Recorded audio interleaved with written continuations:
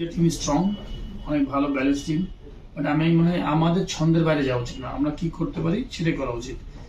আমরা ধরেন এখানে তো 250 রান হচ্ছে না, 250 রানের টার্গেট চিন্তা না করা হচ্ছে, বরঞ্চ আমরা আমাদের বোলিং ডিপার্টমেন্টটা কিন্তু অন্যান্য অনেক দলের চেয়ে অনেক ভালো। তো আমি বলবো যে আমাদের অনেক ভ্যারিয়েশন আছে। আপনি মোস্তাফিজের 4টা ওভার কিন্তু খুবই এফেক্টিভ। যদি আপনি 140 রান করেন, 30 রান করেন, তাহলে ইন্ডিয়া টিম কিন্তু সহজে জিতে যাবে। মোস্তাফিজের বলটাকে আপনি কাজে লাগাতে পারবেন না, বিকজ তখন 4 ওভারে মোস্তাফিজ যেহেতু 20 রান দিবে, তাদের জন্য কিন্তু সহজে 140 রান চেস করে ফেলবে। আপনি এমন একটা রান দিতে হবে ইন্ডিয়া টিমকে, যেটা হয়তো 180 মতো যদি দেন, 170 প্লাস 80 মতো দেন, আমার মনে হয় যে খেলা খুব ভালো খেলা হবে। আমি যতটুকু উইকেটে যা বিহেভ দেখছি, 180 মতো করতে পারলে আমার কাছে মনে হয় বাংলাদেশ টিম ভালো একটা চ্যালেঞ্জিং ফাইট স্কোর দিতে পারবে।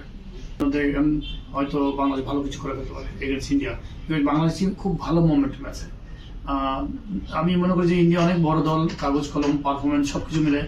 বাট টি-20 ফরম্যাট তো আপনি যদি আমাদের মোস্তাফিজ যদি ভালো বল করে ফেলে, প্লাস হচ্ছে মেহেদি যদি ভালো বল করে দেয়, এত সহজ হবে না ইন্ডিয়া টিমের জন্য। আমার কাছে মনে হয় যদি বাংলাদেশ টিম ভালো কিছু করতে পারে, আমি শিওর যে খেলা ভালো হবে এবং বাংলাদেশ টিম অসম্ভব না জিতে।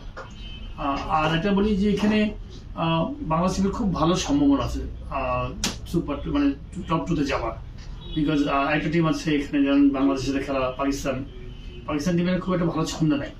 তো বাংলাদেশ টিম ধরলাম যে ইন্ডিয়া টিম 3টা ম্যাচ জিতবে, তাহলে বাংলাদেশের একটা সুন্দর অপশন আছে যে বাংলাদেশ যদি পাকিস্তানে জিতে যায় তাহলে কিন্তু। তো সবকিছু মিলে আমি মনে করি আশাবাদী, ইন্ডিয়ার সাথে জিততে পারলে খুবই ভালো, বেশি ভালো হবে, খুব ভালো। কেন জিতবো না যদি সুযোগ থাকে? তো সুযোগের কাজে লাগানো এবং তারপরে মানে আমি মনে করি ব্যাক টু ব্যাক খেলা আছে পাকিস্তানের সাথে। তো আগে প্রথমটা মানে ইম্পর্টেন্ট জায়গায় এগেন্স্ট ইন্ডিয়া খেলা আছে, এটা কত ভালো কিছু করা যায়।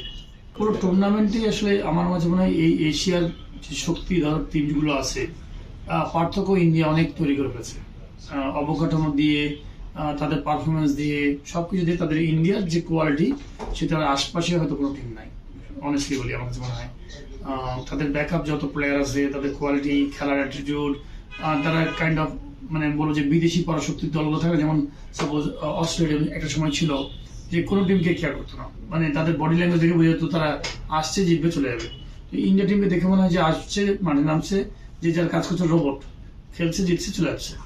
তো তবে এটা ঠিক যে টি-20 ম্যাচ, আমি সবসময় বলি যে 20 এবং 18-17 মধ্যে পার্থক্য থাকে না।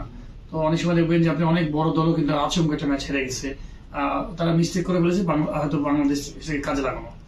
তাদের মিস্টেক দরকার আর বাংলাদেশের বেস্ট এফোর্ট দরকার, তাহলে কিন্তু আপনি ম্যাচ। কিন্তু যদি তারা যদি মিস্টেক না করে, আপনি বেরিয়ে আসা খুব কঠিন। বিকজ ইন্ডিয়া টিমে যদি স্ট্রাইক রেটগুলো দেখেন, অভিষেক যে ব্যাটিং করে, তারপর যদি ধরেন শুভমান গিল যে ব্যাটিং করে, প্রত্যেকটা প্লেয়ারের স্ট্রাইক রেট বলেন, তাদের 5টা যে বোলার আছে কোয়ালিটি ওয়ার্ল্ড ক্লাস বোলার, যেটা অন্য কোনো দলেরই এরকম ছন্দ বোলার নাই। ফাস্ট বোলিংয়ে যেমন ছন্দ আছে, স্পিন ডিপার্টমেন্টে তাদের ছন্দ আছে, এক একজন বোলার এক এক টাইপের। তো সব কিছু মিলে একটা ক্রিয়েটিভ টিম ইন্ডিয়া টিমকে বলতে হবে, পরিপূর্ণ টিম। একই টাইপের বোলার নাই, মানে খুবই ইজি অ্যাকশনের বোলার নাই। তো আমি মনে করি যে এক্সট্রাঅর্ডিনারি টিম। বাট খেলার মাঠে আপনি অনেক সময় দেখা যায়, তাই না, যে বেস্ট দিন যদি করতে পারে, তাহলে আমার মনে হয় বাংলাদেশ জেতা সম্ভব।